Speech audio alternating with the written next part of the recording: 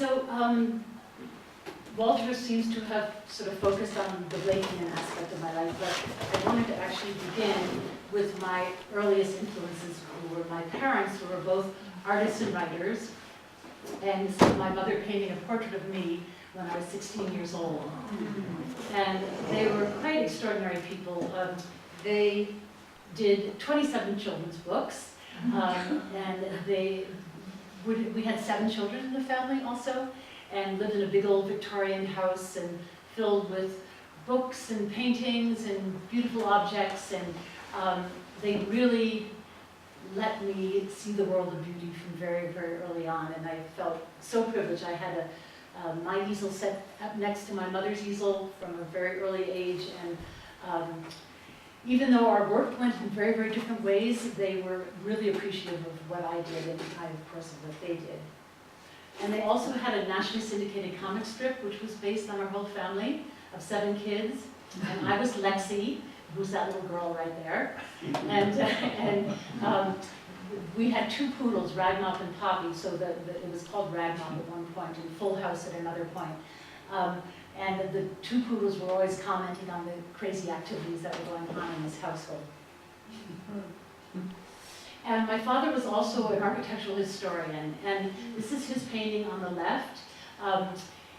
We grew up in New Jersey, and he was determined to let us know that New Jersey was not the armpit of the East, that it actually had many other things to offer. And his great love was architecture. So this is a camp meeting house that he took us to see down the Jersey Shore. And after he died, I painted this painting and incorporated his house. Of course, I made it in more of a dreamscape and floating. And I had just been to India, and I had gotten familiar with Ganesh, who's the remover of obstacles, who's the god who's the remover of obstacles. So I use painting a lot as if shamanically, basically, to get rid of my loss or sorrow, or to move obstacles when they're in my way. This is my favorite painting of my father's on the left. And this is a neo-Gothic carriage house in Chatham, New Jersey. And I painted this one also on the right when he died too, once again trying to deal with the grief. And this just shows you how, these are more contemporary paintings of mine, that the house really became an archetype for me. I think mostly because of my father, but to house my soul, to house the different moods that my soul takes on. I'm quickly coming to Blake because I left my father's house at that time, and I went to Ohio University, and I met my professor, who some people call the reincarnation of William Blake. So he introduced me to Blake, and Blake, of course, is the 18th century British Romantic poet, painter, printer, and prophet, who, more than anything for me, taught me to see art as a spiritual path. He really had an astounding way of bringing together art and religion. This is a wonderful little engraving from the Gates of Paradise that Blake did. And I've carried it around with me since I was 20, and I have it, by my side all the time. And it asks the question, what is man? For me, that's the main question. Who am I? Why am I here? A desperate need to know why I'm here. And Blake has a wonderful way of doing something, showing a little pupa or a little chrysalis dreaming of its wings, and asking, what is man? And then the sun's light, when he unfolds it, depends upon the organ that beholds it. So what lens do we look through? Do we see single vision, or do we see fourfold vision? So these are the questions that Blake has always carried for me. And this is Los, the poetic genius, who for me is the hero of Blake's mythology. And he really did create a mythology of his own. And here he is exploring the inner worlds. This is Blake's engraving of the Laocoon. which is an ancient Greek sculpture. And he did this actually in the very last year of his life. And what he did is he wrote aphorisms all around there about his ideas about art and religion. So I thought I would just read some of these because they're very crucial. They're, actually the vision of his very radical ideas about both art and religion. The eternal body of man is the imagination, that is God himself. It manifests itself in his works of art. Art degraded, imagination denied, war governed the nations. Art is the tree of life. Prayer is the study of art. Praise is the practice of art. Jesus and his apostles were all artists. I know of no other Christianity than the liberty both of body and mind to exercise the divine arts of the imagination. So Blake was an idealist, and he really believed in the reality of the soul and the importance of the imagination.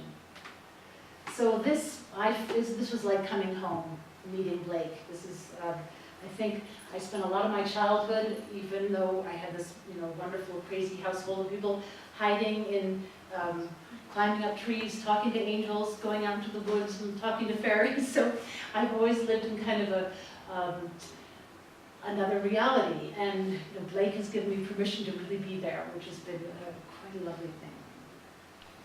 So my ex-husband and I started a church and school of William Blake in Athens, Ohio. And he was a professor at Ohio University. And we called it Golgonooza, which is from Blake's mythology again, meaning the visionary city of art.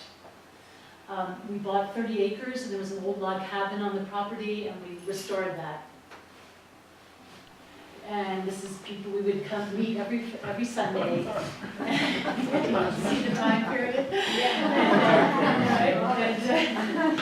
And we would discuss Blake and read Blake, and this is inside. And everything was artful. We made fireplaces like that. We carved out prayer as a study of art. We painted on the walls, and that's a life mask of Blake there. Great. And we also lived a life that was very rooted in the earth. We kind of had a deep connection to both the earth and to the heavens, which was a wonderful combination of things. So we raised sheep and chickens and geese, and also had huge organic gardens, made all of our own wines, all of our own breads, jams, a total back-to-earth world we were a part of. And also even made parchment from the skins of the sheep to paint on, which was quite an idea. We'll see some of that later. And this was an outhouse on the property, and this says Albion's tomb. And, Albion is from Blake's mythology as well, and he's the mental giant, or an ancient name for England as well. This is me. This just sort of is the essence of how I was feeling in those days, not quite on the earth. And we put on plays and pageants. This is really at the time here. And people came, busloads came from different universities, and people came from all over to kind of be part of this strange vision that was going on. The only very, very sad story that I have to tell you is that in the end, I left the whole situation about in '86, and it was 17 years I was there, but in the end, some of our neighbors, thought that, who we didn't really know, but it was a very rural area, they thought that we were devil worshippers, so they burned down the church, which is so sad. So, but I'm so glad we have some things left from this time period. And this was near our house. This was an 8-sided building that we built, and that's Blake's mask with the wings about it. This is the scriptorium, and this was on the church property, and this was an operating scriptorium.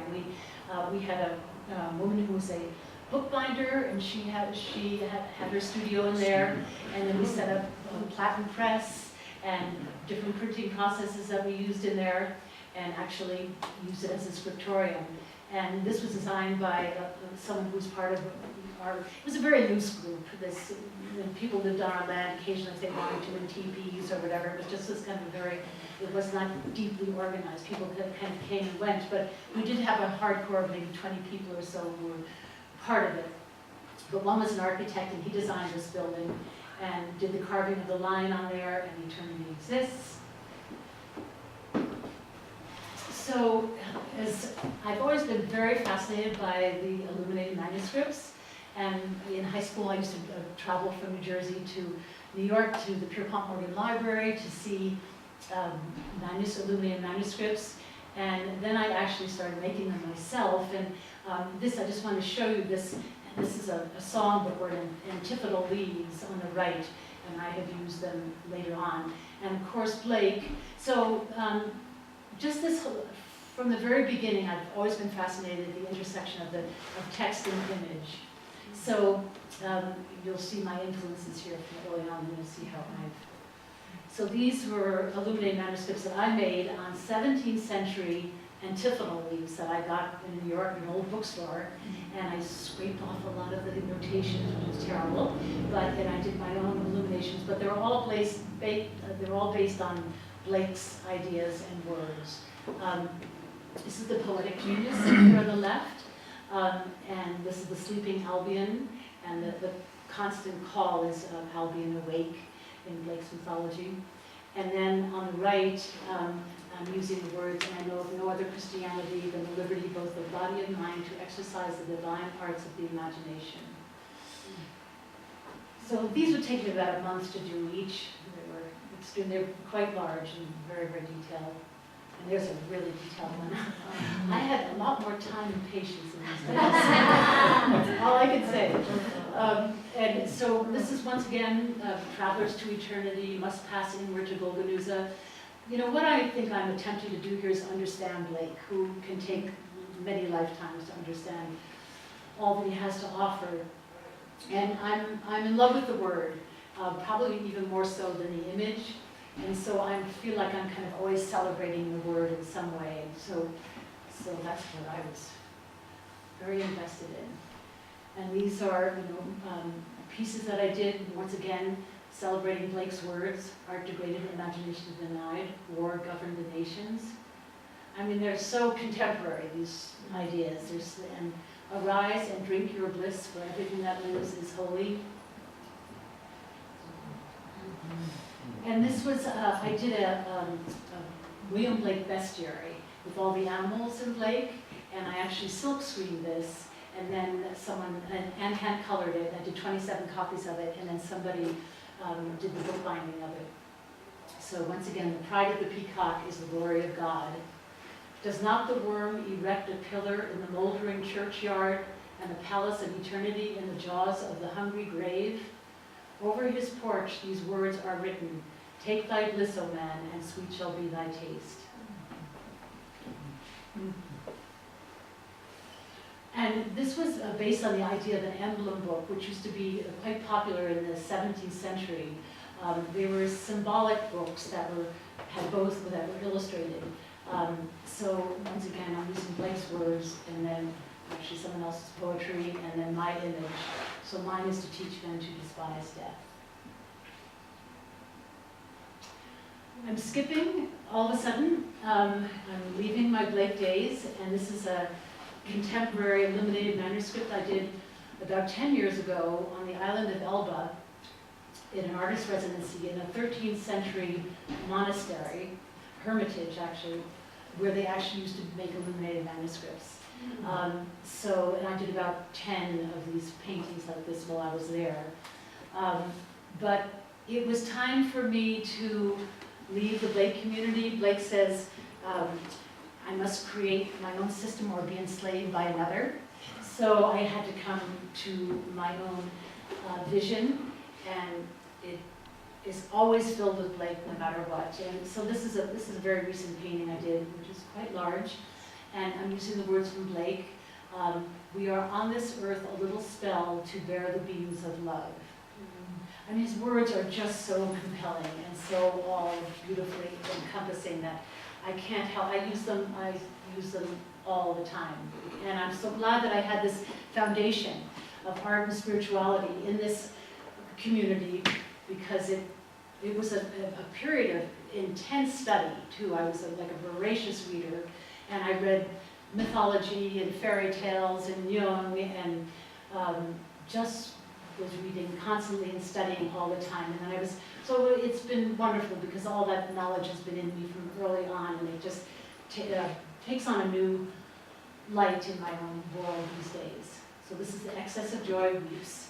And what's important for me these days is really to keep a space between the word and the image.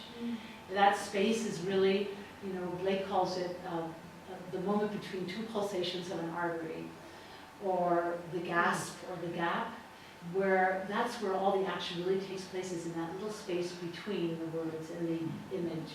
So I never want the words to really describe what's going on.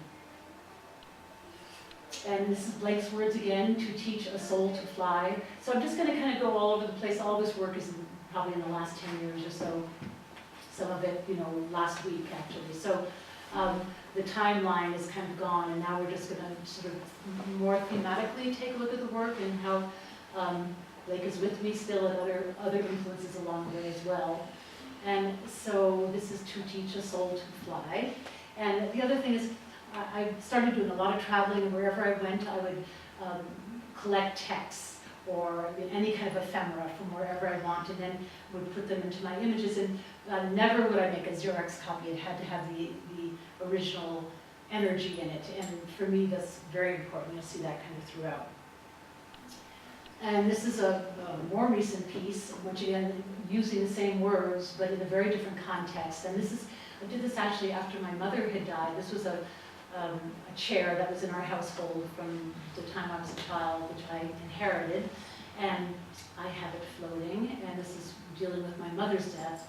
And I'm also working on old Chinese scrolls here, which I discovered when I was living in New York in Chinatown at antique stores, and I just wanted to start working with, I love using used materials that have already had a life to them and carrying that energy with me. And this was also after my mother's death. I used this. I was doing cyanotypes. I've done a lot of alternative photography as well. And this is a cyanotype with Blake's words, "We are all immortal," and then it has encaustic on top of it. But she is from a group of glass plates from 1900 from a children's portrait studio. And I worked with them in a further way later on. And these words, this is from Henry Vaughan, from the 17th century metaphysical Welsh poet. And so I use a lot of different authors now and poets in my work. But once again, keeping a distance from what the image is saying, what the word is saying. I saw eternity the other night like a great ring of pure and endless light, as calm as it was bright. And this, at one point after my children grew up and went off to school, I went and lived in Paris for 6 months, and I got very taken with a book by Bill Viola called Knocking at My Door. And in it he talked about St. John of the Cross, the wonderful poet, the Spanish poet, and he had done an installation of, he had been, they jailed him in a tiny, tiny little hut that he couldn't even stand up in, and wrote all this extraordinary love poetry. And so inside of this is a poem that goes something like, to come to know the things we know not, you must go by the way you know not. T.S. Eliot did a riff on that later on. But this is, once again, my floating houses. The houses are forever coming back. And then I think you begin an iconography, a symbol system of your own, and everything, I just keep deconstructing these symbols over and over again and just trying to keep them unlimited as much as I can. And then once again, this is when I've been traveling a lot and I'm moving from place to place. after the children leave, and always bringing new energy into the latest dwelling. And this is a Black Madonna. This is Sarah Kali from Saint Marie de la Mer in France. At this point, at some point, in the last 10 years or so, this has been the last 10 years a period of just a lot of travel, a lot of exploration that was allowed after the children had grown up. And so I got very involved with the idea of Black Madonnas, who are an archetype and a symbol of very much the Blake and Jungian idea of the underworld, the dream world. She is found in Christian churches, but always built on pagan sites. So she probably has pagan roots, perhaps from Isis. This is what I've been told by different experts on the subject. But and so I was very taken with the idea of pilgrimage, and I did a pilgrimage to look at these Black Madonnas all through central France for about 3 weeks with a group of people. And when I came back, I just was painting a lot of feet on the earth. So this is an example of that. And then I would even take the idea of, for me, this was kind of a holy grail right here, and using these Blake's words, the road of excess leads to the palace of wisdom. So I like a little whimsy in things as well. I think I got a lot less serious as years went on. I really did were quite earnest. Once again, in my traveling, it was so much about uprooting so that I could see in a new way, see anew. So I was doing a lot of trees with roots showing, or else houses with their roots showing. And once again, this is done on the old scroll. And then symbols of, being set adrift, not really knowing where I was going, but that's what I wanted to do. I wanted to be in unknown places so that I could come to know something new. And then this is all ephemera and all old texts in here, which I always think of as my kind of my intellectual and spiritual life. Then I started using maps. I was living in New York at this point and going to lots of flea markets. And these are actually flat maps from Brooklyn and from 1900.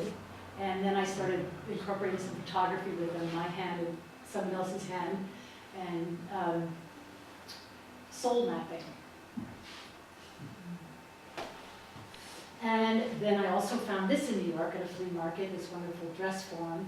And I'm very much in love with an incredible poet named Arseny Tarkovsky, who's the father of Andrei Tarkovsky, the filmmaker. And this poem has affected so much of my work, and I've used it probably in maybe 10 different paintings. And I'm hoping I can read this and remember it. And I dream of a different soul, dressed in other clothes, burning as it runs from timidity to hope, spiritus and shadowless, like fire, it travels the earth, like lilacs on the table, like lilacs on the table to be remembered.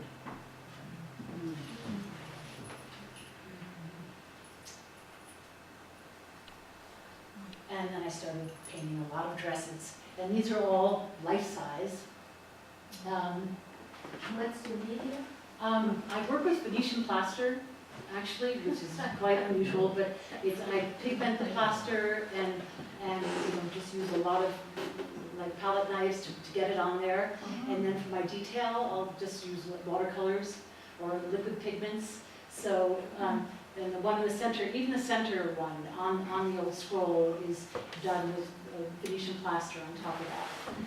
So, and then on the right, I actually put lace, that's actual lace on there on top of that dress on the right, far right, and then an old cyanotype that I made as well.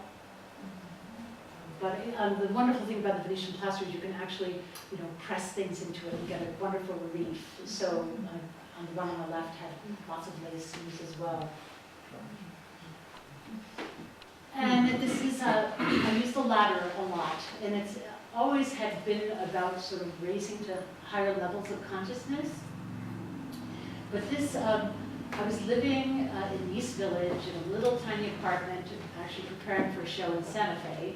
And this was when I first discovered these scrolls. I was getting acupuncture in Chinatown, and so I discovered them there. And I painted this ladder, and it was the last thing I painted before I left New York to come back to Santa Fe. And there's a wonderful quote from Carl Jung, which had inspired this painting, and it's, I hope I can remember, this is the hardest one.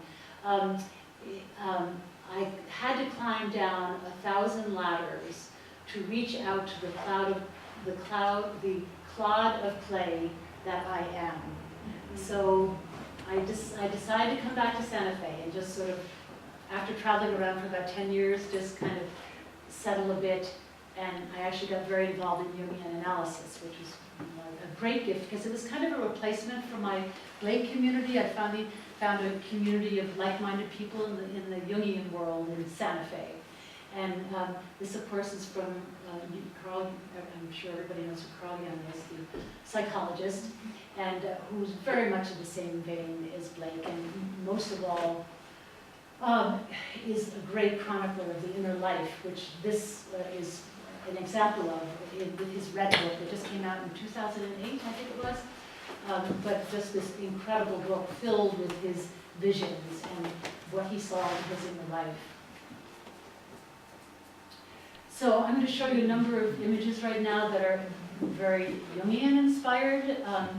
And you know, Jung did revive a lot of the Hermetic arts like alchemy and palmistry and tarot and astrology. So this is when I was thinking about alchemy and solucio, which means dissolving.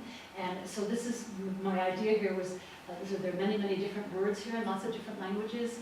And the whole idea was dissolving our fixed ways of thinking, dissolving the made-up mind.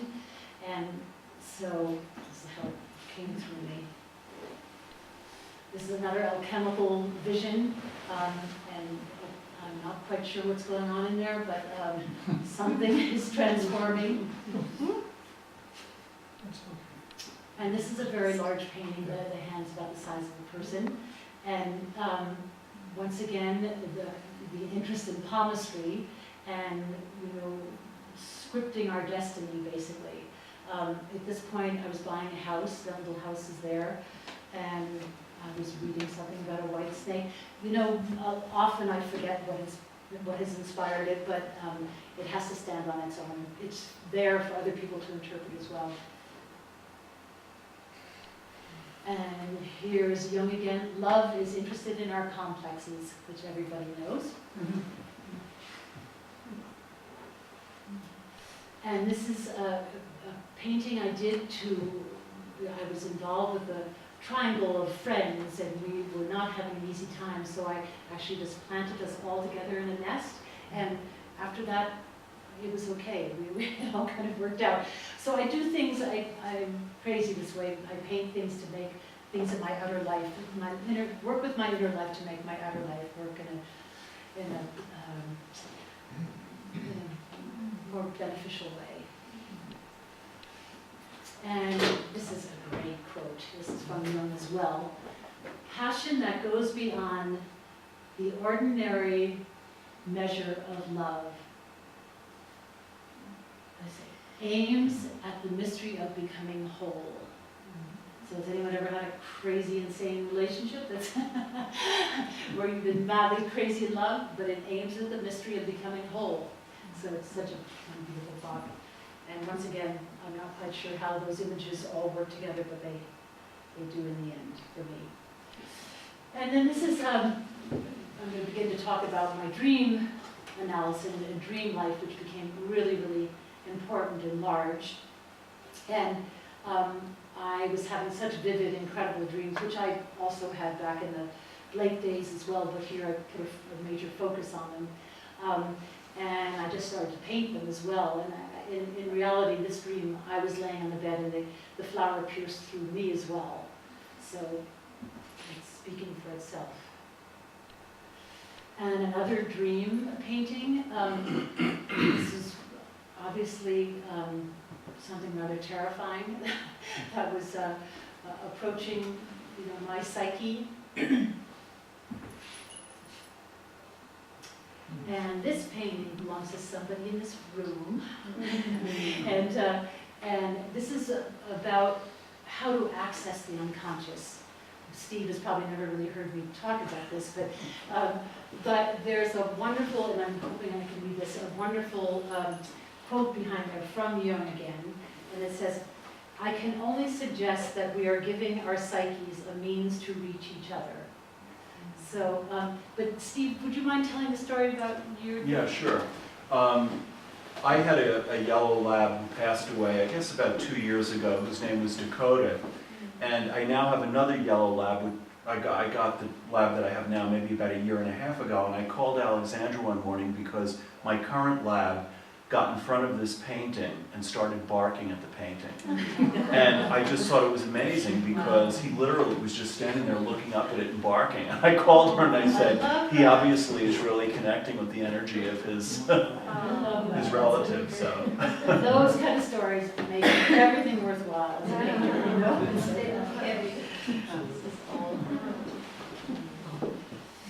And then this was a dream as well, actually, where I saw a chair with a gigantic stone that was falling off it, but there was a perfectly poised bird sitting on the top with its egg. And obviously this is something about trust. And so I put in, once again, sort of my intellectual, spiritual life, all swinging around it and calling it the life of the soul, and just being, so lucky to be able to trust this world of the imagination that feeds me so much and where I dwell most of the time.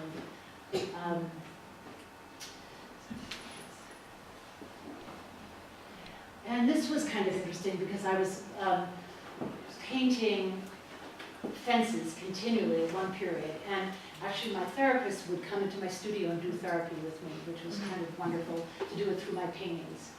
And this was actually during my, what they call Saturn return, which is a time of enormous change in one's life. And it's a time of constriction and, and also just all sorts of things that make your life rather difficult. And then, so I was painting, it was just so interesting that I was painting these paintings, and then after I was released from that, they turned into something very different. And then the words I put up there, which is and woman is space, which is from Blake, and he says man is time and woman is space. This is a very recent painting, and it was wonderful to have my therapist talk about this when she came. And first of all, I wrote the words in there, which are from Carl Jung, which is, "Who am I that this is happening to me?" Which is very much like asking a question, why am I here? Or what is man? The same question that haunts me all the time. And so she told me that this stag, it's called the stag of many times, which is in mythology. It's a stag with flames coming out of the antlers, that when a shaman is about to go through a gigantic transformation, he will take on this persona of the stag of many times. So it was a time of huge transformation for me too, and it was interesting that came through me. And then I got very interested, this is a very recent one I did, and I got very interested in the stag, the idea of the stag. And once again, this could be the anima and the animus, this could be, the smaller self and the larger self. It could be many, I just like leaving it all open to interpretation. And this one I did just, I think, 2 weeks ago, or a week ago. And, once again, sort of the idea of these antlers, and this is called, the leaves eddied over the scars of the earth. And this one I did maybe a month ago or so. I did a whole series of hourglasses, and they're probably about this actual size. And, you know, starting back in my Blake days when I did the Blake Bestiary, the animals have always been very archetypal for me, and the elephant I've painted probably 20 different times in different forms. And so I kind of used the idea of the Solucio painting earlier on with words, but images as well, falling on top of the elephant, removing obstacles, and then some words from T.S. Eliot, now the light falls across the open field.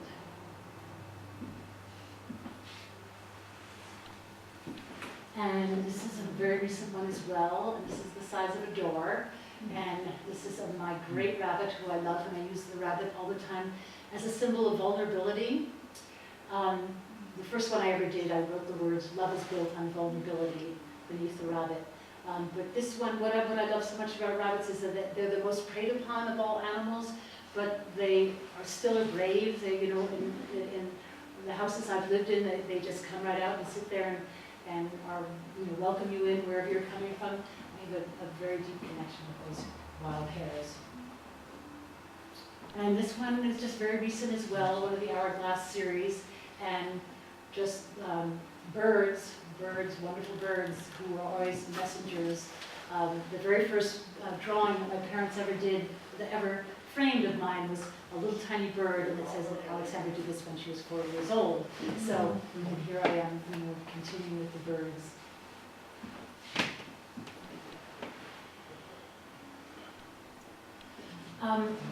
The next group of paintings I'm going to show you are ones that I put under a heading of this wonderful expression called negative capabilities, which is by Keats, and it means a willingness to go into the unknown. So I don't really know what these paintings about. All I know is that this was bought by a Jungian therapist for her consulting room. So that's something to somebody. And this is one I did very recently too, and this is just called Rose Petals.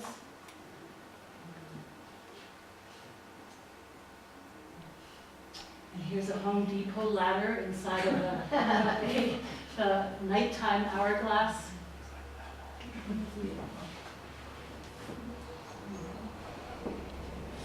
Now I'm going to show you a couple collaborations that I've been doing in the last couple of years, and this is with a curator from London that I have done this whole project called There Is No Such Thing as Death. And these are from what I was speaking of, from the Children's Portrait Studio from 1900. A friend had given me these glass negatives, and she had found them in an attic in a house in Houston. And she called me immediately and said, "I know you have to do something with these." And you know, it took me a little while, and then unfortunately, a while after that, she had killed herself. So that was when I said, okay, I've got to get on these. And so the title, so I worked with all these children. I'll show you some more. And you know, these are printed on the old Chinese scrolls on the backs of them. And so what I did was kind of bring them back to life, gave them new lives, and resuscitated them to them in as spiritual way as I could. And they actually ended up in a show in Slovenia, in Ljubljana, at a show that's been going on there for 20 years called City of Women. And we actually created a whole installation of these, a full room of them, with incense burning and candles beneath each one, and beautiful music being played from, you know, like a 17th century boys choir. So we set up a whole environment of kind of the worlds between. And this is the most recent collaboration I'm doing. I'm doing a tarot deck with a poetry professor at Whittier College, Tony Barnstone, and what he's doing is using the tarot as a writing tool. And so he's written poems to each one of the images, and this is the star. And this is my death image on the left, and the tower on the right. And that's the hanged man on the left, and that's the empress on the right.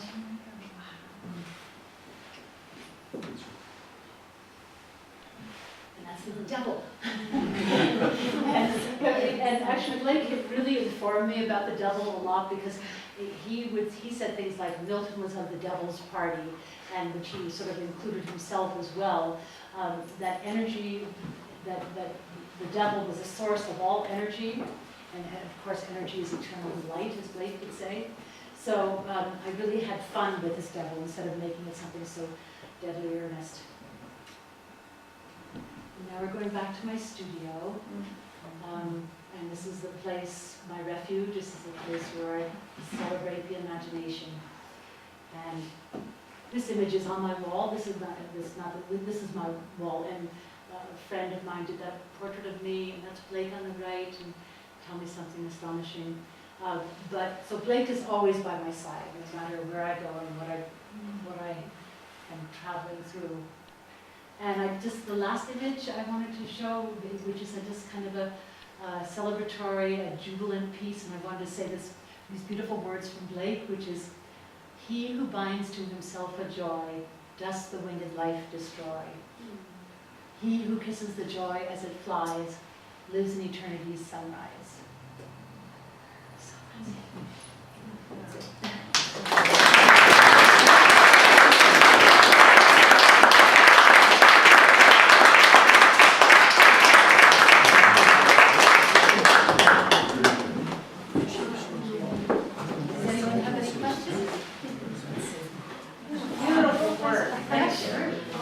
Being one of 7 myself, did any of your siblings involved?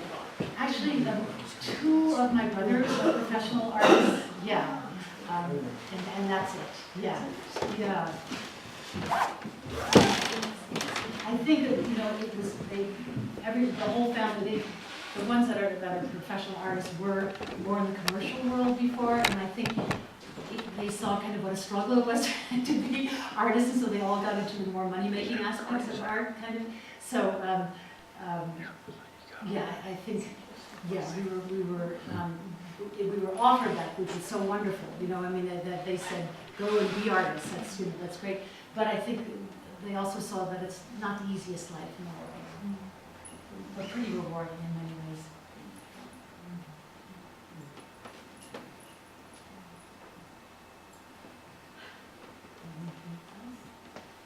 I may say that at the photograph of her studio, that's the clean side of the studio. It's true.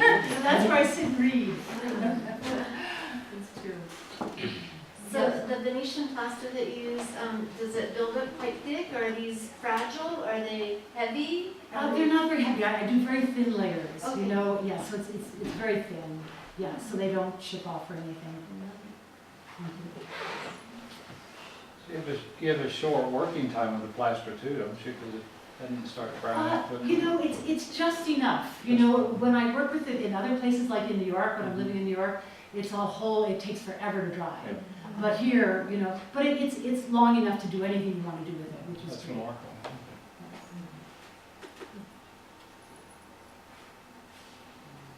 Alexandra, one of the things I noticed, I know your work, I have known it for quite a while, and you talk a lot about Jung and the unconscious, and what I noticed this time is while you talk a lot on the individual level and the personal level of dreams and your own inner experience, as you were telling about the different places you've been, I realized that there's a whole other element of the collective unconscious here that I hadn't noticed before, and then started to realize, you were mentioned India and working with Peja and the show in Slovenia and all of these things that you've collected, and I really can see in a new way kind of the invocation of the collective unconscious as well, in addition to the personal. So I love that. Well, I think that's the whole idea, isn't it? That you go deeply into the personal so it can become more universal. yes, exactly. Yeah, so I think that's, so I don't have any shame at all about going into my deep private, stories at all, because everyone has them. And one of my favorite things, just like your dog barking, is when people come up and say, actually, someone walked into my studio one day and I had a huge painting of an elephant that was, quite complex, and I had a little, a string hung with a little blue pearl, and she walked in and she said, I dreamt that exact painting. Mhm. And she believed in it so much that she bought that painting on the spot too, which was really wonderful. And now it hangs in a huge apartment right across from the Met. And, but, you know, when you hear people really having, the collective unconscious Yeah. becomes very obvious. Well, the moment at which the light went on for me was thinking about the Chinese scrolls and then using the glass plates and of these people that had passed and were dead. They were from Texas, right? Right. And I just thought, oh, this is really interesting, considering where the world is right now, that they're printed on old Chinese scrolls. It's true, right? Yeah, so- Absolutely. No problem with mixing and mingling cultures and times and.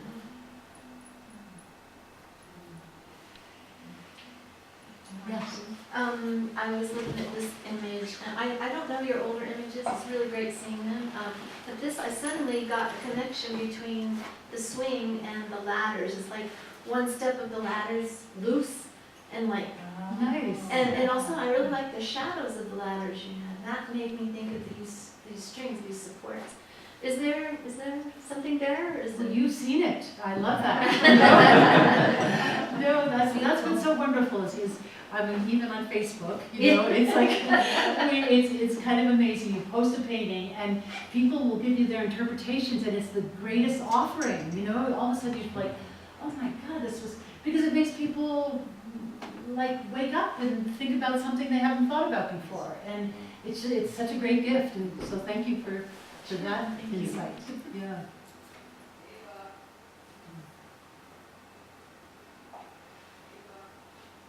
This is the most quiet I've ever seen this group be. All the lecture. I don't know what that means. We're a little dumbfounded. Thumbs up. Okay. Definitely thumbs up. Excellent. Thank you. It means you've given us so much to think about. Oh,